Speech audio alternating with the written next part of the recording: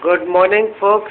This is the 12th of September 2011, and we have here in view this gentleman whom I had shown, who had come to us for TB treatment. He was diagnosed as having TB of the spine. And now when he had come to us, when we had asked him to get his weight checked, he had come in an auto and he could not even come to us because he could not get up. And now let us see the amount of mobility he has got because of that. Babu, koncham nilchuko. Nilchuko, ma. Nilchuko. Yes, he is standing up with support, and now he is now looking ఇటువైపు చూసి ఏమే చక్కగా నిల్చుకొని నా వైపు నడుచుకుంటురా. Yes, here he is walking and a bit unsteady, but is able to walk. And let us ask from the mother then how the person has started to improve the treatment. Mally akkada kurchune sir babu, thank you. See, he is holding on to the table here and he is going back. At least he is able to work on his own without any problem. Let us ask the mother. Ikkadiki ramma, దగ్గరికి వచ్చినావంటే ఇక్కడ నా దగ్గరికి రా, light ఉంటుంది కదా అక్కడ light దగ్గరికి రా. ఇంకా అమ్మ, ఇప్పుడు నువ్వు మా దగ్గరికి అప్పుడు ఆటోలో బాబుని తీసుకుని వచ్చినావు కదా, ఆ టైంలో బాబుకి ఎలాంటి ప్రాబ్లమ్స్ ఉన్నింది అంటే ఏ విషయాలంటే తినడంలో, ఆకలి ఉండడంలో, ఆకలి లేకపోవడంలో, కదలడంలో, నిల్చుకోవడంలో, కూర్చోవడంలో, తిరగడంలో, ఆకలి లేకపోయేది, కదలకపోతుండే,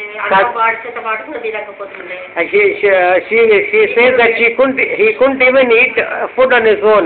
That is, with her hands she had to feed her own son. చేతులతో అసలు అన్నం తినేది కదా, ఏమి చేతిలో కదిలిక లేదా? అట్లనే కూర్చునేవాడా ఆయనంతట ఆయనే లేస్తే? లేకపోతే ఇప్పుడు మూత్రానికి పాయకానికి ఎట్లా అయ్యేది? He used to go in his own clothes. This నేది మూత్రము చెప్పేవాడా లేదా? He used to, without informing and letting his mother know. He used to go motions in his own clothes on the bed itself. వెనక ఇప్పుడు దీనిలో మార్పులు ఏ విధంగా వచ్చింది? 6 నెలలు మందులు అయింది కదా, ఈ 6 నెలల మందుల్లో ఎప్పుడు బాబు మూత్రము అయినంతట ఆయన లేచిపోవడం అంటే నీకు చెప్పకుండానే లేచిపోయేవాడా? పడక మీదనే. ఇప్పుడు కూడా అది ఎప్పటి నుంచి? ఇప్పుడు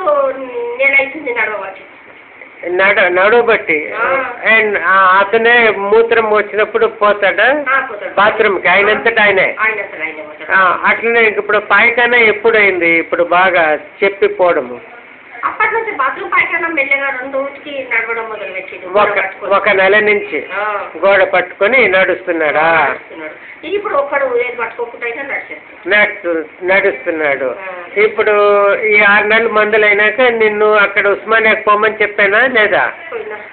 పోతే ఇప్పుడు వాళ్ళు ఏం చెప్పినారు? ఇంకా వాడమని చెప్పారు. ఇంకా కొంచెం ఉందమ్మా వాడాలి. టెస్ట్ చేసినారా? టెస్ట్ ఏం చేయలేదు, ఉంటే బాబుని చూసింది అంతేనా? ఈ మధ్య నేను అడిగేందుకు కూడా అడగలేదా? ఏం అడగలేదు. అంటే మళ్ళీ ఆపరేషన్ చేసిన డాక్టర్ లేడు, వేరే డాక్టర్ ఉన్నాడు. ఇక ఉంటిగానే చూసి పంపించింది. చాలా రోజులకు వచ్చిన ఆపరేషన్ ఎప్పుడు చేస్తారు? మా దగ్గర రాకముందేనా? మీ దగ్గరికి రాకముందు డిసెంబర్ 11వ తారీఖు ఆపరేషన్ ఎక్కడ చేస్తున్నారు? అదే ఎక్కడ వెనుపూసకు చేసినారా? ఆ ఆపరేషన్ చేయకముందు ఏముంది బాబుకి?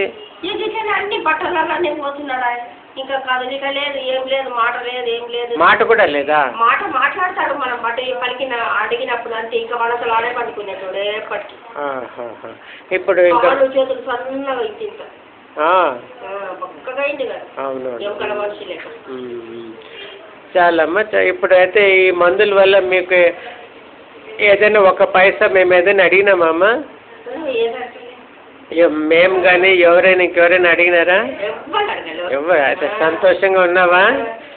దీని గురించి వేరే వాళ్ళకి కూడా చెప్పండి అమ్మా. టీబీ అనేది మన దేశంలో చాలా ఎక్కువైపోతుంది, ఊపిరితిత్తుల్లో ఎక్కువ ఉంటుంది. కానీ కొంతమందికి ఈ విధంగా మీ బాబుకి ఎట్లా వచ్చిందో ఆ విధంగా వస్తుంది. వెనుపూసలో ఉండొచ్చును, ఎక్కడికైనా వచ్చినప్పుడు దానికి తగినట్టుగా వైద్యము చేయించుకొని వెనక మందులైతే టీబీకి మందులే మింగమని చెప్పాలి. థ్యాంక్ యూ అమ్మా, థ్యాంక్ యూ.